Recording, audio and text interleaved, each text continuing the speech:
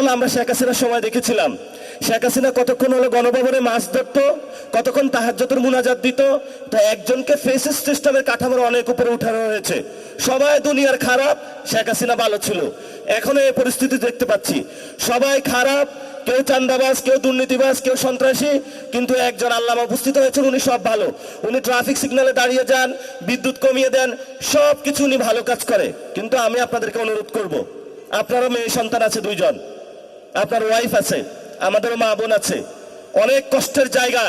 যদি এই গণ অভ্যুত্থানের পরে কোনো বোনদের আমরা দর্শন হতে দেখি, প্লিজ মাপ চাই, বাংলাদেশে দর্শন আপনারা বন্ধ করুন, দ্রুত উদ্যোগ নিন, না হলে আমরা রাজপথে নারীদের নিয়ে কর্মসূচিতে দিয়ে বাধ্য হবো ইনশাআল্লাহ। লাস্ট কথা যেটা, আমরা এখনো বিচার বুঝে পাই নাই। এই যে যারা শহীদ ফ্যামিলি আছেন, আহত ভাইরা আছেন, তাদেরকে শেখ হাসিনা খুন করেছিল, আবার আওয়ামী লীগের অফিসগুলো খুলে দেওয়া হচ্ছে। এইসব ফাইজলামি আপনারা বাংলাদেশে করবেন না। যদি আপনারা ফাইজলামি করতে চান তাহলে কিভাবে হলো আপনাদেরকে সাইজ করতে হয় সেটাও আমরা জানি। এখন আমরা আমাদেরকে বেয়াদব বলেন বা যা কিছু তা বলেন, কিন্তু আমরা অধিকারের প্রশ্নে সংস্কার, বিচার এবং বাংলাদেশের আইন শৃঙ্খলা, বাংলাদেশের মানুষের নিরাপত্তা অধিকারের ক্ষেত্রে এক বিন্দু ছাড় দিব না। এটা আমাদের স্ট্রেট ফরওয়ার্ড কথা। এবং আপনারা যদি আসেন, রাজপথে লড়াই হবে, কিন্তু আমরা এই ক্ষেত্রে এক বিন্দু ছাড় দিতে রাজি না। এজন্য যারা আপনারা আজকে ইফতার মাহফিলে উপস্থিত হয়েছেন, লড়াই মাত্র শুরু হয়েছে, ইনশাআল্লাহ লড়াই চলবে। তবে আমরা তাদেরকে একটু সুযোগ দিচ্ছি। এই সুযোগ মানে এটা না যে তাদেরকে আমরা একদম কার্ড দিয়ে দিয়েছি, যা ইচ্ছা বাংলাদেশে বসে করবে আর আমরা এখানে নাই, এমন না। আমরা এখনো বাইচা আছি, আমরা এখনো কোথাও বাইসা যাই নাই। তো এই জন্য যারা এখানে এসেছেন লন্ডন থেকে আর যেখান থেকেই, এই কাজগুলা ভাই আপনি দ্রুত করেন।